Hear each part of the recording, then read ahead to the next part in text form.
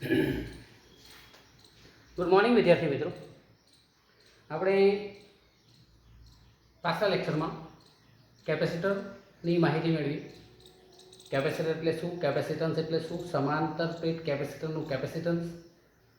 અને કેપેસિટરમાં સંગ્રહિત ઉર્જાની વાત કરી હતી. હવે એ જ અંતર્ગત આપણે કેપેસિટરને લગતા કેટલાક કોયડાઓ, દાખલાઓ અથવા ન્યુમેરિકલ્સને સોલ્વ કરવા પડે, એને આપણે સમજવા પડે. તો એ વખતે એક અગત્યનો દાખલો જે તમારા ટેક્સ્ટબુકમાં છે, ઉદાહરણ નંબર 2.9, એની આપણે આજે ગણતરી કરવાની છે. પ્રસ્તુત ઉદાહરણમાં આપણને કહ્યું છે કે આકૃતિમાં દર્શાવ્યા મુજબ 10 માઇક્રોફેરાડના 4 કેપેસિટરનું એક નેટવર્ક 500 વોલ્ટના સપ્લાય સાથે જોડેલ છે.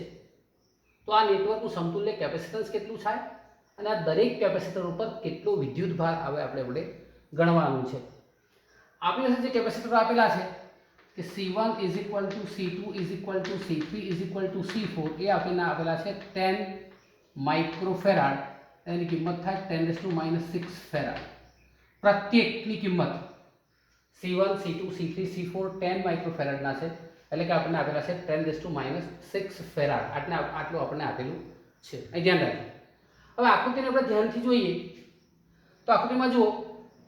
અહીંયાથી જો વિદ્યુત પ્રવાહ આપણે આપીએ, અહીંથી જતો હોય વિદ્યુત સ્થિતિમાન, તો અહીંયાથી તો કે આ ભાગ 1 2 અને 3 એકબીજા સાથે સીધા જોડાયેલા છે. એટલે કે આ C1 C2 અને C3 એકબીજા સાથે સીધા જ છે. જો ધ્યાન રાખો, જેટલું સ્થિતિમાન આપણે લઈએ અહીંયા, તો એ સ્થિતિમાન અહીંયા કરતો કે સ્થિતિમાન અહીંયા V1 થાય, અહીંયા V2 થાય, અહીંયા V3 થાય. અહીંયા સ્થિતિમાન V1 હોય, V2 હોય, V3 હોય, પરંતુ દરેકે દરેક પર વિદ્યુત ભાર અત્યારે જો કેવો છે, એક સમાન છે. વિદ્યુત ભાર કેવો છે, એક સમાન છે. અહીં ધ્યાન રાખજો. તો જે વિદ્યુત ભાર સમાન છે, પણ અહીંયા વિદ્યુત ભાર સમાન, અહીંયા સમાન, અહીંયા સમાન, વિદ્યુત ભાર સમાન છે. વિદ્યુત સ્થિતિમાનનો તફાવત જુદો જુદો છે, પણ C1 C2 અને C3 એકબીજા સાથે શ્રેણીમાં છે તેમ કહેવાય. અને એની સાથે C4 એટલે કે C1 C2 C3 સાથે C4 સમાંતર જોડાણમાં છે. પહેલા જો આપણે અહીંથી લઈએ છીએ, અહીંયા વોલ્ટેજ લઈએ, ધારો કે અહીંયા આપણે આ 500 વોલ્ટ કાઢી નાખીએ અને એની જગ્યાએ વિદ્યુત કોષ જોડેલો હોય આ રીતના, જે 500 વોલ્ટનો છે, 500 વોલ્ટનો, તો આ છેલ્લો જો પ્લસ, અહીંયાથી બે ફાંટા, એક અહીંયા પડે છે, એક અહીંયા ટર્ન પડે છે. અહીંયાથી વિદ્યુત પ્રવાહ વહેંચાય છે. તો અહીંયા જો આ રીતના આ ત્રણમાં વિદ્યુત પ્રવાહ સરખો છે, અહીંયા જુદો છે, પણ વિદ્યુત પ્રવાહ અહીંયા આગળ અલગ આવે છે, પરંતુ આ ત્રણમાં સમાન આવે છે. માટે C1 C2 અને C3 વચ્ચે વિદ્યુત સ્થિતિમાનનો તફાવત જુદો જુદો છે, પરંતુ દરેક પર વિદ્યુત ભાર સમાન છે. અને વિદ્યુત ભાર સમાન છે માટે અહીંયા C1 C2 અને C3 એકબીજા સાથે શ્રેણીમાં છે. તો આપણે લઈએ સમતુલ્ય આકૃતિ. સમતુલ્ય આકૃતિ પહેલા આપણે દોરી લઈએ. આપણે શું સમજ પડી આકૃતિમાં? તો આપણે કહીએ છીએ કે C1 C2 અને C3 એકબીજા સાથે શ્રેણીમાં છે. તો આપણે લઈએ આ C1, આ C2 અને આ C3, અને એની સાથે તમારે લેવાના છે આ C4 ને સમાંતર, અને એની સાથે આપણે આ રીતના 500 વોલ્ટને એપ્લાય કરી દઈએ છીએ. તો આપણો થયો C1 C2 C3, આ થયો C4. તો C1 C2 અને C3 એકબીજા સાથે સમાંતર છે, જ્યારે C4 એકબીજા સાથે C1 C2 અને C3 એકબીજા સાથે શ્રેણીમાં છે, અને આ C4 આ ત્રણ સાથે સમાંતર છે. તો આપણે શરૂઆત કરીએ. તો ધ્યાન રાખજો તો કે આકૃતિ મુજબ C1 C2 અને C3 એકબીજા સાથે શ્રેણીમાં છે. જો સમતુલ્ય કેપેસિટન્સ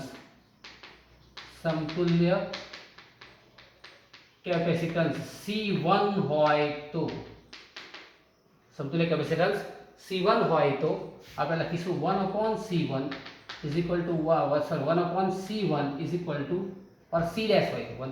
C dash આપણે ધારી લઈએ. 1/C dash is equal to 1/C1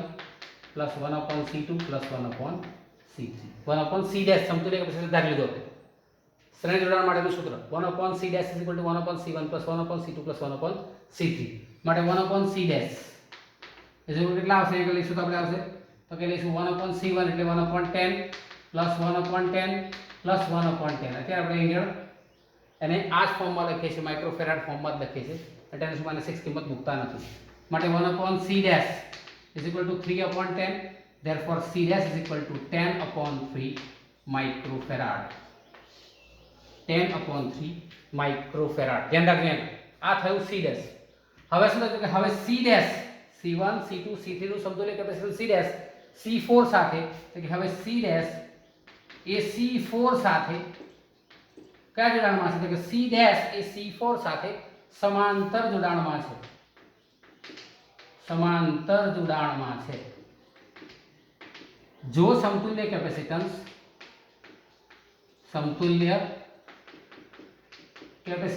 C होय तो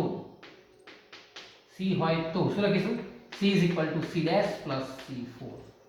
C dash plus C4 શું કર્યું સમાંતર જોડાણ માટે આપણે સરવાળો કરીએ છીએ તો કે C is equal to C dash plus C4 therefore C is equal to C dash મારે કેટલા મળ્યા 10/3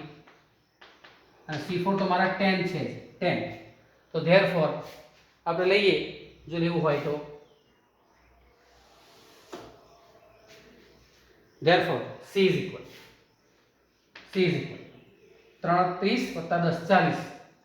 40 40/3 માઇક્રોફેરાડ આ આપણને મળ્યા 40/3 માઇક્રોફેરાડ સમતુલ્ય કેપેસિટન્સ માટે આપેલી પરિપથનું સમતુલ્ય કેપેસિટન્સ પહેલો ક્વેશ્ચન નેટવર્કનું સમતુલ્ય કેપેસિટન્સ માટે આપણે લખો લખી શકાય માટે નેટવર્કનું સમતુલ્ય કેપેસિટન્સ 40/3 માઇક્રોફેરાડ છે આ થયો આપણો પહેલો ક્વેશ્ચનનો આન્સર જે હમણાં આપણને દાખલામાં પૂછ્યો છે કે ભાઈ આપેલા કેપેસિટરનો સમતુલ્ય કેપેસિટન્સ કેટલો તો કે 40/3 40/3 માઇક્રોફેરાડ એનું કેપેસિટન્સ છે ધ્યાન રાખો હવે પાછા આવી જે આકૃતિ પરથી હવે શોધવાનું કહ્યું છે કે દરેક કેપેસિટર પરનો વિદ્યુતભાર કેટલો છે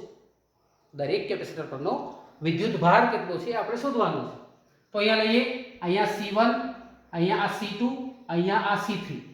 આપણે પહેલા જ વાત કરી ગયા કે C1 C2 અને C3 એકબીજા સાથે શ્રેણીમાં છે અને શ્રેણીમાં હોય તો વિદ્યુતભાર સમાન હોય પરંતુ દરેક પરનો વિદ્યુત સ્થિતિમાનનો તફાવત જુદો જુદો હોય તો સૌથી પહેલા લઈએ C1 C2 અને C3 એકબીજા સાથે શ્રેણીમાં છે માટે દરેક પરનો PD પોટેન્શિયલ ડિફરન્સ વિદ્યુત સ્થિતિમાનનો તફાવત PD V1 is equal to આપણે લેવું હોય તો એ શું આવશે કે Q/C1 તો C is equal to Q/V C is equal to Q/V તો V is equal to Q/C તો શું આવશે V1 is equal to Q/C1 એ રીતના V2 તો મને મળશે Q/C2 અને V3 મળશે મને Q/C3 દરેક પરનો વિદ્યુત ભાર સમાન છે ક્લિયર છે માટે કુલ સ્થિતિમાન V1 + V2 + V3 = V અને V આપણને આપેલા છે V = 500 વોલ્ટ કિંમતોને એપ્લાય કરીએ તો આવશે Q/C1 + Q/C2 + Q/C3 V = 500 આપણને V 500 વોલ્ટ આપેલા છે V = 500 વોલ્ટ માં લખો લખી શકાય V = 500 વોલ્ટ આપણને આપેલા છે ક્લિયર છે Q ને કોમન કાઢીએ કે કિંમત લખીએ તો શું આવશે Q = 1/C1 + 1/C2 + 1/C3 = 500 પછી યાદ કરીએ આને જો અહીંયા 1/C1 + 1/C2 + 1/C3 = 1/C dash = 10/3 C dash ની કિંમત મને 1/10 ધ્યાન રાખજો therefore Q = શું મળશે મને અહીંયા આગળ તો કે મળશે 1/C1 + 1/C2 + 1/C3 1/C dash 1/C dash = 500 1/C dash = 500 therefore એ લખો લખી શકાય ક્યુ આપણે શું કરતા બનાવીએ સી ડેશ ને સામે લઈ જઈએ તો Q is equal to 500 into C dash 500 into C dash ની કિંમત છે 10/3 સી ડેશ ની કિંમત છે 10/3 તો શું મળશે આપણને અહીં આગળ જો લખો તો લખી શકાય ધ્યાન રાખજો બરાબર therefore q is equal to 500 આની કિંમત c ડેશ ની કિંમત 10/3 બરાબર છે અહીં માઇક્રોફેરાડ માં છે અહીં આગળથી આ કુલમ માં છે અહીં ધ્યાન રાખજો આ વોલ્ટ માં છે તો એ ઓટોમેટિકલી એકમ ચેન્જ થશે કુલમ થશે 500 એટલે શું આવશે 500 ભાગ્યા 5000 ભાગ્યા 3 તો જ્યારે આપણે કરીશું 5000 ભાગ્યા 3 આપણને કિંમત મળશે 1.7 ગુણ્યા 10 ની minus 3 q is equal to 1.7 ગુણ્યા 10 ની minus 3 coulomb q is equal માટે આપણે જવાબ મળી ગયો માટે C1 C2 અને C3 પરનો વિદ્યુત ભાર કેટલો છે તો કે C1 C2 અને C3 પરનો વિદ્યુત ભાર 1.7 ગુણ્યા 10 ની માઈનસ 3 કુલમ્બ છે અહીં ધ્યાન રાખજો આપણને આ ફર્સ્ટ આન્સર મળી હવે ધ્યાન રાખો હવે આ C4 સીધે સીધો આની સાથે સમાંતર જોડાણમાં છે જ્યારે કોઈ પણ કેપેસિટર સમાંતર જોડાણમાં હોય તો સમાંતર જોડાણમાં શું હોય તો કે એના પરનો વિદ્યુત સ્થિતિમાનનો તફાવત સમાન થઈ જાય વિદ્યુત ભાર બદલાઈ જાય તો અહીંયા લઈએ તો કે હવે C4 સમાંતર જોડાણમાં છે તો C4 જ્યારે સમાંતર જોડાણમાં હોય તો આપણે લખી દઈએ તેના પરનો વિદ્યુત ભાર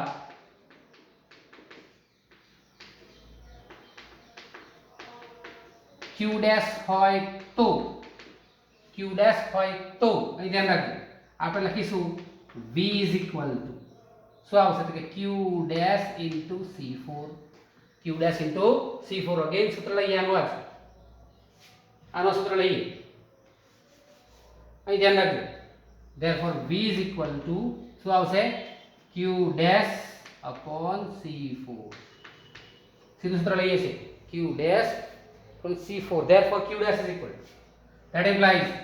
Q dash is equal to VC4 V ની કિંમત આપણને છે 500 અને C4 ની કિંમત આપણી પાસે છે 10 અહીં ધ્યાન રાખજો માઇક્રોફેરાડ એટલે 10 × 10⁻6 આપણે લખ્યું હતું 10⁻6 તો કે 10 × 10⁻6 અહીં ધ્યાન રાખજો 10 × 10⁻6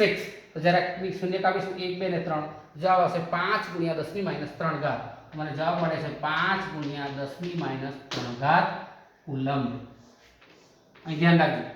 માટે કહી શકાય કે ભાઈ C4 પરનો વિદ્યુત ભાર જવાબમાં શું લખશો C4 પરનો વિદ્યુત ભાર કેટલો છે તો કે C4 પરનો વિદ્યુત ભાર Q dash is equal to